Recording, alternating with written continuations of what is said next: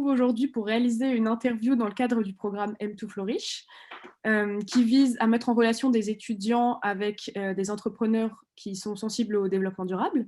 Donc notre groupe, cette année, s'intéresse à l'ODD 13, donc c'est un des objectifs des Nations Unies qui a été fixé par rapport au développement durable. Et l'ODD 13 se concentre particulièrement sur la lutte contre le réchauffement climatique et ses effets.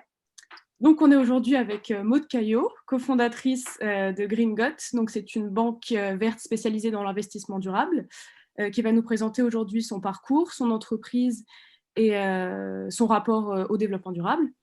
Donc, pour notre part, on est 3 élèves de la Toulouse Business School en première année du programme Grandes Écoles. Donc, moi, je suis Lorraine Cuisinier. Moi, je suis Marie Blanchard. Et moi, Mathilde Française. Voilà, donc Madame Caillot, je vous laisse vous présenter. Bon, écoute, bonjour à toutes. Donc, moi, c'est Maude Caillot, en effet. Je suis la cofondatrice de Green Got, qui est une néobanque verte. Donc, qu'est-ce que c'est une néobanque? C'est tout simplement une banque mobile, 100% en ligne, donc juste avec une application et pas d'agence vraiment en réel. Et pourquoi verte? Ça part d'un constat qui est très simple, à savoir que je pense toutes ici, on fait partie d'une génération où on fait de plus en plus attention à notre impact sur l'environnement, que ce soit dans notre consommation, dans nos transports, dans notre même régime alimentaire. Mais ce qu'on sait trop peu, c'est que de l'autre côté, notre argent, ce pourquoi on travaille ou on va travailler toute notre vie, finance exactement tout le contraire. À savoir, donc encore, il est investi et placé par nos banques sur des actifs qui sont très carbonés, donc ce qui va être pétrole, charbon, gaz, et pas forcément qu'on soit au courant de ça. Donc c'est tout le constat de Green God, c'est de cesser cette schizophrénie du marché, à savoir des personnes qui sont au courant du réchauffement climatique, qui luttent quotidiennement pour essayer de le contrer. Et de l'autre côté, leur argent, ce qui est le nerf de la guerre, ce qui va évidemment avoir le plus d'impact, va exactement dans le chemin opposé. Voilà ce qu'on veut arrêter et ce qu'on veut justement créer du coup une alternative bancaire qui fasse plus ça. Ok. Et alors, question que vous voulez demander aussi, c'est avant de créer Green Got, oui. Qu'est-ce que ça a été ton parcours scolaire et ton parcours professionnel justement pour arriver à penser à créer une entreprise justement dans le développement durable? Bon, au début, ça a été comme le vôtre. Donc moi, je fais le parcours de grande école, mais à Grenoble, JEM, je ne sais pas si vous connaissez. Oui. Et donc, ensuite, voilà, j'étais une fille dans une école de commerce. Donc, nous, il y avait un patent assez récurrent. Les garçons, ils allaient en finance, les filles, elles allaient en luxe. Moi, j'ai toujours aimé ça, la mode, le luxe et tout. Donc, oui, j'ai été chez Dior, chez Berluti, LVMH, tout ça. Puis, je me suis un peu cherchée. Donc, j'ai fait aussi un master entrepreneuriat là-bas. Et ensuite, je suis partie à l'étranger, à New York, faire du consulting en banque. Et c'est à ce moment-là que vraiment, le réchauffement climatique, on entend parler, on sait que c'est grave et tout, mais bon, nous, à notre petite échelle, qu'est-ce qu'on va changer? Ah oui, mais l'homme va toujours trouver une solution. Oui, mais c'est des cycles, on a déjà connu plus chaud et tout ça. Bon. Et puis, plus tu te renseignes, plus tu te rends compte que, ah non, c'est un peu plus compliqué, c'est un peu plus chaud, plus de degrés. Moi, au début, je viens de Dijon et j'étais plus de degrés aux moyennes de Dijon. Je me disais, on va passer de 18 à 20, ça va aller, tu vois, c'est bien. C'est pas exactement ça. C'est pas exactement ça. Il y a trop de personnes, enfin, on est trop peu à comprendre vraiment la différence et à le savoir. Et très pauvre éducation sur ce principe. On sait qu'il y a quelque chose là problématique, mais on pense que ça va aller. Et on est vraiment en train d'aller droit dans le mur. Et c'est comme ça que l'idée a germé. C'est pas parce que j'avais déjà fait de la banque ou tout ça, ou c'est parce que c'est cool de monter une banque. Vous pouvez vous imaginer à quel point c'est compliqué et à quel point on nous a regardé avec des grands yeux au début. On a fait ça parce qu'aujourd'hui, c'est le plus gros impact, le plus rapidement possible qu'on peut avoir si on veut changer les choses. C'est la règle universelle, hein, l'argent, là où il va, c'est là où tu construis ce que tu veux. Donc, c'est pour ça qu'on a fait cette alternative bancaire. C'est parce qu'aujourd'hui, le premier geste écolo, c'est celui de changer de banque. D'accord. Voilà, vous savez tout. Parfait. Et ça, c'était pour la création de la banque. Ouais. Et plutôt aussi, l'envie d'entreprendre, justement, ça t'est venu parce que tu voulais créer quelque chose dans le développement durable ou ça a été bien avant ou pendant que tu étais... Non, bien avant. Bien avant. Moi, j'ai toujours dit oui, un jour, je ferai mon entreprise et tout ça et tout. Et puis bon, je pense que c'est un peu comme les bébés. Bon, alors j'en ai pas, donc je peux pas dire, mais c'est un peu le truc, on n'a pas conscience jusqu'au jour où on est dedans et on se dit, ah ouais, donc c'est un peu compliqué quand même, hein. Mais oui, non, j'ai toujours eu cette volonté d'entreprendre. Déjà, pour mon environnement familial, mes parents sont tous en profession libérale. Donc, c'est une micro-entreprise finalement à leur échelle. Donc, il n'y a pas ce côté patron, salariat et tout ça. Et c'est des systèmes qui sont très sympas, hein, enfin, c'est un autre système. C'est juste que j'ai toujours voulu, moi, un jour, en tout cas, c'est dans mon ambition de créer quelque chose. Après, je ne pensais pas que ça allait arriver si vite. Le côté rapide, ça a été justement face à l'urgence de la situation. Ok, ok. Maintenant, je vais laisser la parole à Marie, qui va te poser des questions plus centrées sur notre ODD, donc sur le réchauffement climatique. Je t'écoute, Marie. Voilà, donc je vais te poser des questions par rapport à ça. Et donc, premièrement, en quoi est-ce que concrètement, Greencoat agit-elle contre le réchauffement climatique? Alors concrètement, en fait, on réoriente les flux financiers. C'est-à-dire que là, aujourd'hui, où tes flux, ton épargne, même ton compte courant, une partie va être investie par la banque et va investir sur une position A. Nous, on le réoriente et on investit sur une position B qui, elle, est écologique en fait, et beaucoup plus verte. Donc, il faut vraiment que tu vois ça comme on stoppe l'hémorragie sur les actifs carbonés et on réoriente le flux vers des actifs qui sont verts et écolos. Ok, très bien. Comment est-ce qu'on peut agir individuellement dans le réchauffement climatique et par le biais de Greencoat? Alors, en fait, en tant qu'individu, tu produis des richesses, donc tu vas avoir de l'argent, tu vas avoir un salaire, a priori, sauf si tu décides, toi, tout de suite d'aller vivre dans une montagne, avec plein de sèche et tout, ce qu'on devrait faire aussi, hein, ça serait une mesure très radicale, mais un peu plus compliquée à mettre en œuvre. Et donc, en fait, comment est-ce que tu vas agir grâce à une code? C'est juste que ce pouvoir énorme que tu as avec ton argent, même si enfin, on parle pas là de millions, hein, même de centaines de milliers, on parle à une échelle qui est même plus petite que celle-ci, ça a un impact. Et en fait, si toi, ton argent, tu le mets au service d'une économie qui est plus respectueuse, qui est plus durable, qui est plus verte, en fait, c'est celle-ci qui va émerger. C'est très simple. Ok. Et donc pour finir, en quoi est-ce que tu penses que la finance peut participer du coup en général à la lutte contre le réchauffement climatique? Je pense que la finance aujourd'hui, enfin je pense pas, je suis même persuadée que la finance aujourd'hui est le premier levier pour essayer de changer les choses. Alors, c'est pas le meilleur dans le sens où je pense vraiment qu'on a un système qui arrive à ses limites. Est-ce qu'on peut imaginer, voilà, on est dans une fuite perpétuelle en avant vers une croissance dans un monde fini, bon, c'est un autre débat. Donc, est-ce qu'on est dans le bon système? Je ne sais pas, mais aujourd'hui, si on se dit qu'on n'a plus que 10 ans pour agir, a priori, le système ne va pas s'effondrer d'ici 10 ans. Ou en tout cas, on a encore quelques années. Donc, si on part du principe qu'on est coincé un peu dans ce système, il faut jouer avec. Il faut jouer avec ses propres armes. Et aujourd'hui, la finance, c'est ce qui dirige le monde. On le sait, tu vois, c'est là où va l'argent, c'est là où tu fais les choses, évidemment. Les politiques ont aussi un pouvoir. On le voit avec l'Europe qui essaye d'émerger à ce niveau-là et tout. Mais encore une fois, c'est encore très intrinsèquement lié à la finance.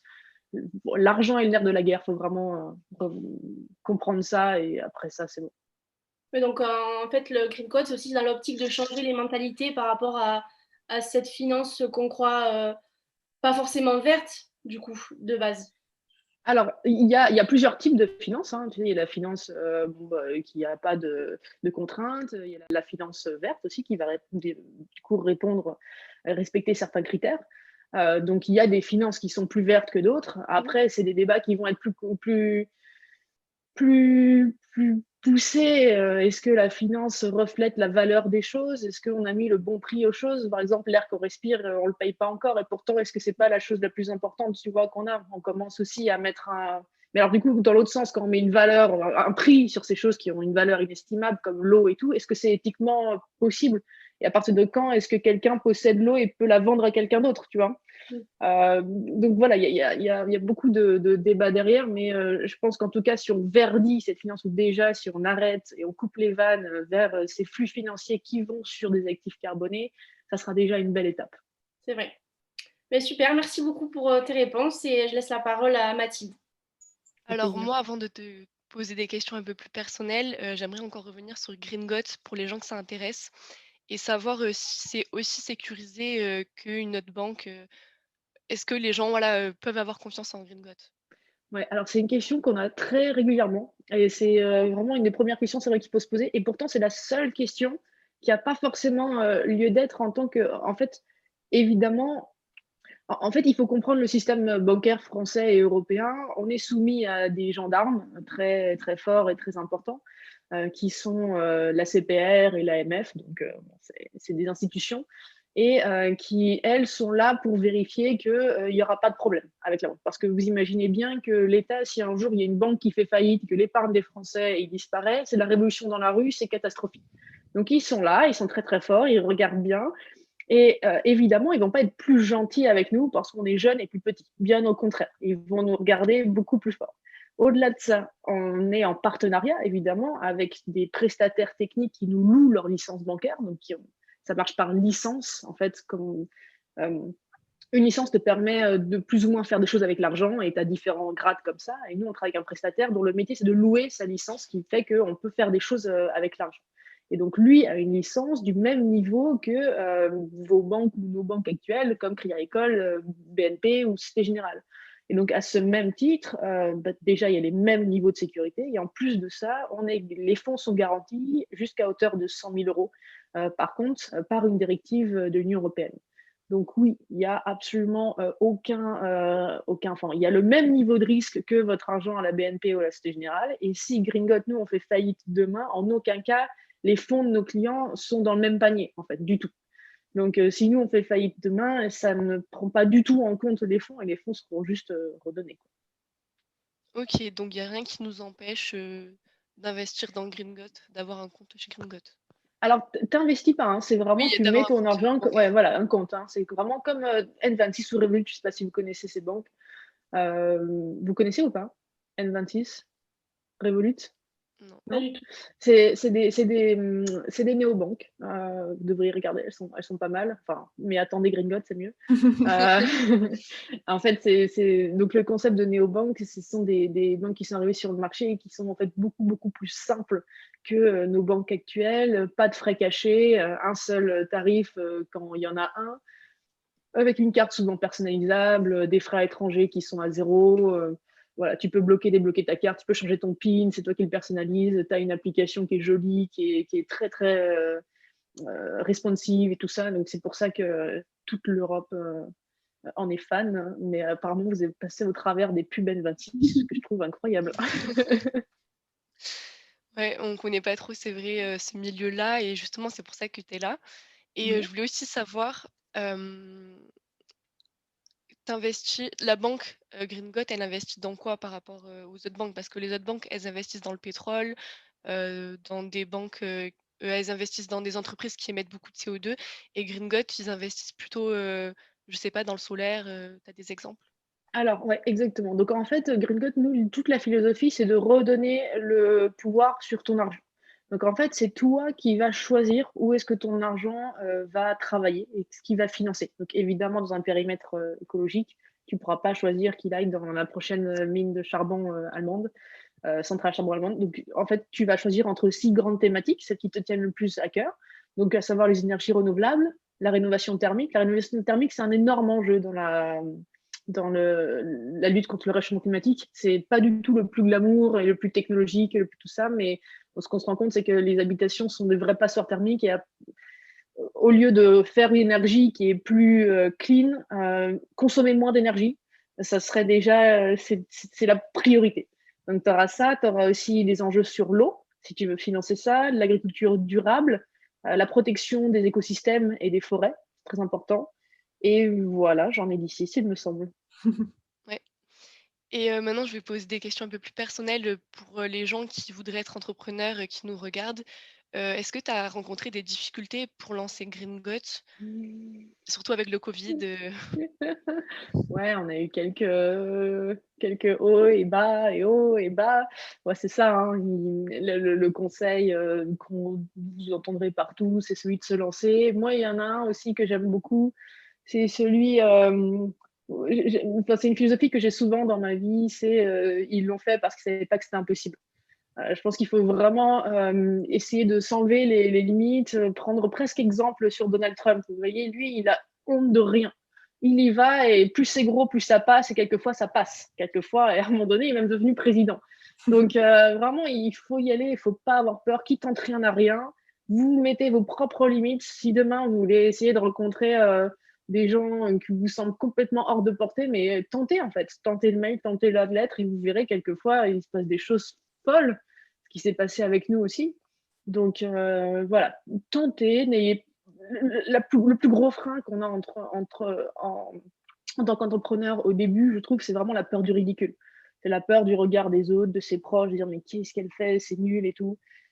Si vous arrivez à faire un travail sur vous-même et à dire bah voilà, je veux pas de regrets, donc je vais tout tenter, mais c'est que comme ça que je pense que vous arriverez à faire le plus grand des belles choses. Après, vous pouvez tenter la sécurité aussi et faire 10, 20 ans de carrière dans des grosses corporates et essayer de lancer un truc dans votre domaine exactement et tout.